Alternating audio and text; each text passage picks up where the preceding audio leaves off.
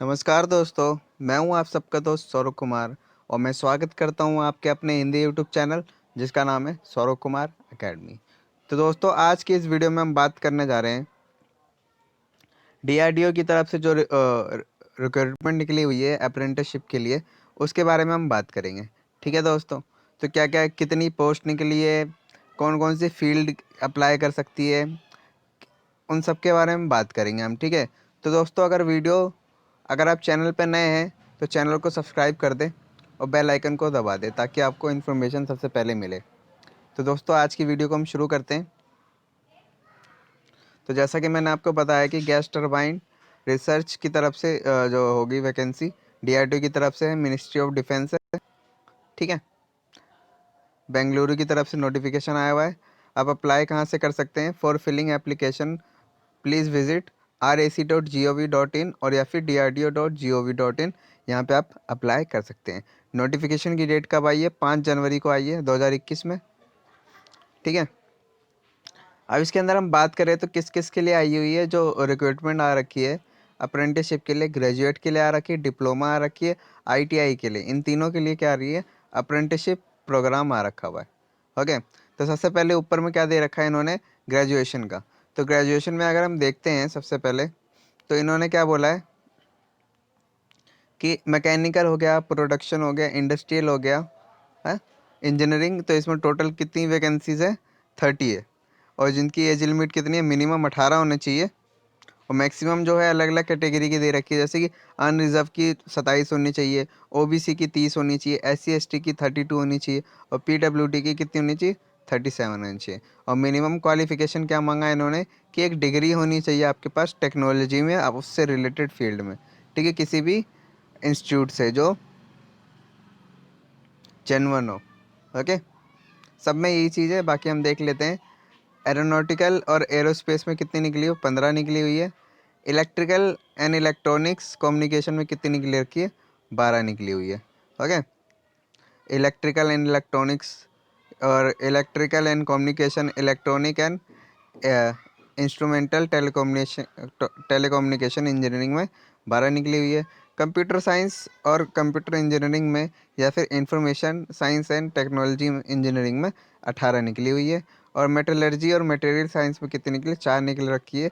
और civil engineering और equivalent में कितनी निकली? 1 निकल रखी है। तो टोटल आप देख सकते हैं कि 80 जो है ग्रेजुएशन के अंदर निकली हुई है। अगला देखते हैं हम। तो मैकेनिकल में प्रोडक्शन में टूल्स और डाई में कितना निकला? 15 निकली हुई है। सेम एज लिमिट सेम है। और इसमें मिनिमम क्वालिफिकेशन की बात करें तो अब इसमें क्या है? ऊपर जो था ग्रेजुएशन का था, अब हम इसकी किसकी बात करें? डिप्लोमा की बात करें। तो मैकेनिकल प्रोडक्शन टूल और डाई में 15 निकली हुई है जैसा कि। और मिनिमम क्वालिफिकेशन क्या होना चाहिए आपके पास? कि आपने डिप्लोमा कर रखा हो, आपने डिप्लोमा कर रखा हो किसी भी स्टेट टेक्निकल डिपार्टमेंट से, गवर्नमेंट यूनिवर्सिटी या फिर कोई भी स्टेट सेंट्रल गवर्नमेंट से आपने कर रखा हो। अगला क्या है? तीसरा क्या दे रखा है आपका? सेकंड है इलेक्ट्रिकल एंड इलेक्ट्रॉनिक्स हो गया, उसमें 10 है। और कंप्यूटर साइंस में कितना है? 5 वैकेंसी है। ओके, कंप्यूटर साइंस या फिर कंप्यूटर नेटवर्किंग में आप कितनी? 5 थी। तो टोटल जो डिप्लोमा में निकली हुई है, टोटल कितनी निकली हुई है? 30 निकली हुई है।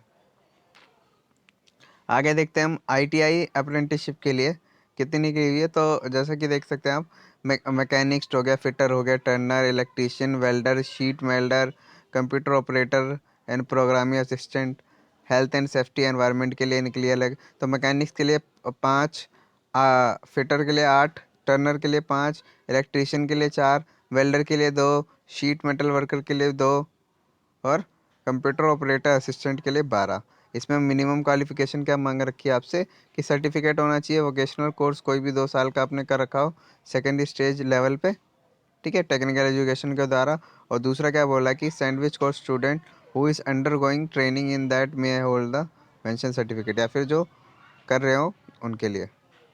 अगला क्या दे रखा हुआ है? हेल्थ एंड सेफ्टी एनवायरनमेंट के लिए कितनी है? 2 वैकेंसी। टोटल कितनी निकली? 40 निकली हुई है। यहाँ पे क्या देगा? नोट करके for the above mention vacancy reservation for SC, ST, OBC, PWD, EWS category will be applicable as per the Ministry of Skill Development and Entrepreneurship, central apprenticeship rule, ये सारे रूल के हिसाब से जो भी उनको वैकेंसी दी जाएगी। ठीक है, अब इम्पोर्टेंट चीज़ें कुछ दे रखी है इसके अंदर।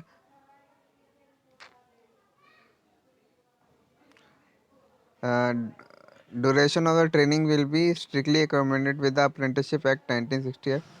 वही आपको एक्ट वैक्ट सही से फॉलो करना पड़ेगा, जितना टाइम दे रखा है वो देना होगा। मेन कुछ इंपॉर्टेंट चीज़ जो है इसके अंदर मैं बता दूं कि जो कैंडिडेट हुए क्वालिफाई जो 2018 से पहले के हैं उनके लिए नहीं है, ये स्पेशल दे रखा है मेंशन करके कि तो जिन्होंने 2018 में कर रखा है, 2019 में किया है और 2020 में कर रखा है, सिर्फ उनके लिए है ये।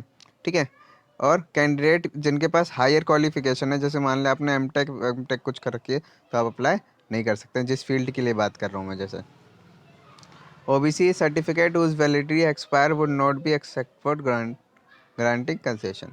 तो अगर OBC का सर्टिफिकेट की जो डेट ख़त्म हो गई तो उन्हें भी नहीं लिया जाएगा। और ये किसके लिए है? रेगुलर बेसिस पे। जिन्होंने रेगुलर करा है सिर्फ वही अप्लाई कर सकते हैं, जिन्होंने रेगुलर डिग्री ली है। और क्या दे रखा है कि candidate who has already undergone apprenticeship training at present और अंडरगोइंग, जिन्होंने पहले ले रखा है या फिर किसी ट्रेनिंग में कर जा रहे हैं, तो अप्लाई के लिए अप्लाई नहीं कर सकते हैं। दूसरी चीज़ क्या बोला इन्होंने कि कैंडिडेट विद मोर देन 1 साल, जिनके पास 1 साल से ज़्यादा का वर्क एक्सपीरियंस है वो भी अप्लाई नहीं कर सकते हैं। और कोई भी ट्रैवलिंग अलाउंस या डेयरनेस अलाउंस नहीं दिया जाएगा जब आपको इंटरव्यू या फिर डॉक्यूमेंट वेरिफिकेशन के लिए बुलाया जाएगा। अब पार्ट 2 देखते हैं। तो अगर मान लो आप सेलेक्ट वगैरह हो जाते हैं, सारी चीज़ें हो जाती है, तो आपको अगर BE BTech या इक्विवेलेंट है तो आपको 9,000 रुपये पर मंथ मिलेगा।